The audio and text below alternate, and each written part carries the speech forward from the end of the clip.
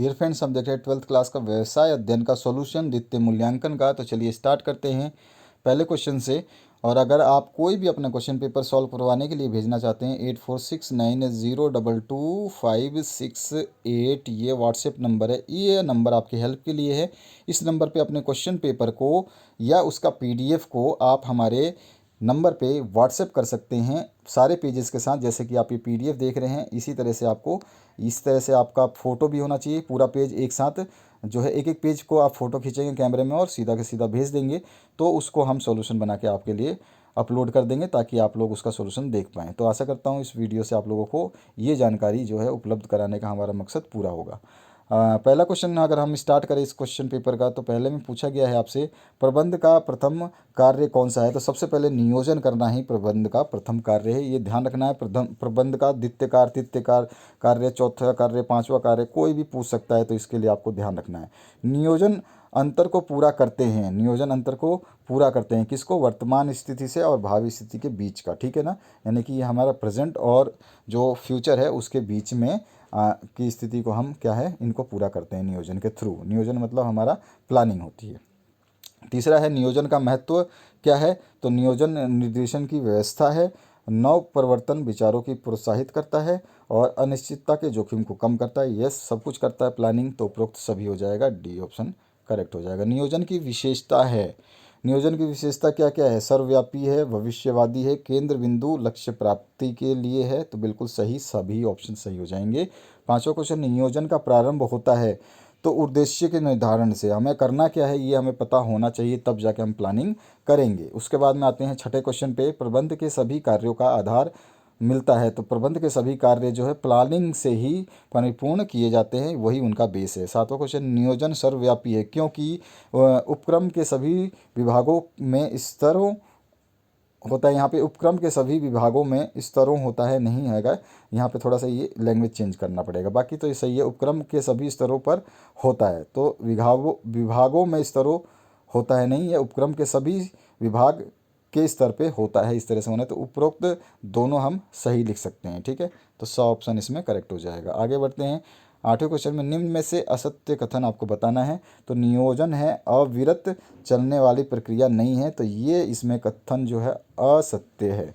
नौवां क्वेश्चन है, नियोजन में क्या किया जाना है, कब किया जाना है, किसके द्वारा किया जाना है, विशेषताओं को बताता है।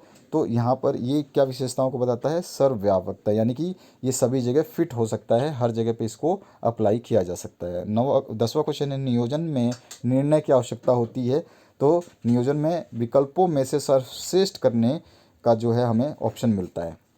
प्लानिंग मैंने बता दी, और उसमें से कौन सी प्लानिंग बेस्ट है वो आप निर्णय ले सकते हैं। नियोजन में विभिन्न विकल्पों में से उचित विकल्प को चुनाव किया जाता है। तो यहाँ पर आपका उचित विकल्प कौन कौन सा हो सकता है, दूरदर्शिता के साथ भी हो सकता है, बुद्धिमत्ता के साथ भी हो सकता है और तार्किक विचारधारा के साथ भी, तो उपरोक्त सभी आ जाएगा। 12वां जो क्वेश्चन है, व्यावसायिक नियोजन को प्रभावित करने वाले कारक आपको बताना है। तो इसमें अप्रत्याशी घटनाएं हो सकती हैं, सरकारी हस्तक्षेप हो सकता है, प्रतियोगिता, ऑब्वियस सी बात है, कंपटीशन भी होता है, उपरोक्त सभी आ जाएगा। उसके बाद आते हैं नेक्स्ट जो है आपका प्रबंधकों द्वारा योजना को कठोरतापूर्वक लागू करने से उत्पन्न होता है नियोजन में दृढ़ता होती है, दृढ़ता आ जाती है इससे। इसके बाद में 14वां क्वेश्चन है, बदलते पर्यावरण में नियोजन रहता है तो प्रभावी रहता है, हमेशा प्रभावी रहेगा, पर्यावरण कैसा भी हो, अगर आपके पास नियोजन है तो कोई दिक्कत नहीं है। अगला है, नियोजन से कमी आती है तो अधीनस्थों की पहल क्षमता में, अधीनस्थों की सृजनता में। तो यहाँ पे दोनों ऑप्शन सही है, नियोजन नहीं होगा तो सबकी गड़बड़ी हो जाएगी।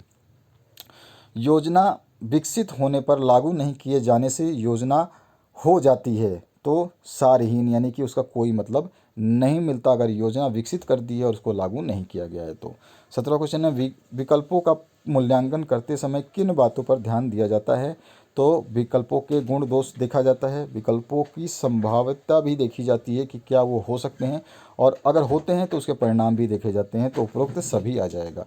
18वां क्वेश्चन है, प्रबंधकों द्वारा उस विकल्प का चुनाव नहीं किया जाता जो विपरीत परिणाम देने वाले हैं। ऑब्वियस सी बात है, जो परिणाम हम चाहते हैं वो आएगा ही नहीं, तो हम उस विकल्पों को चयन नहीं करेंगे। नियोजन प्रक्रिया के अंतर्गत अंतिम चरण क्या होता है? तो सबसे लास्ट में हमारा जो विकल्प आता है अंतिम चरण में, वो विकल्पों का मूल्यांकन, यानी जो हमने विकल्प दिए हैं अब क्या ये सही हैं या गलत हैं, बस ये हमें चेक करना होता है उसके बाद में, और उससे लाभ या हानि होगी वो भी चेक किया जाता है। 20वां जो क्वेश्चन है, नियोजन में योजना कार्य की प्रगति को मापा जाता है, तो वो विकल्प की जो है मूल्यांकन द्वारा इसको नापा जाता है।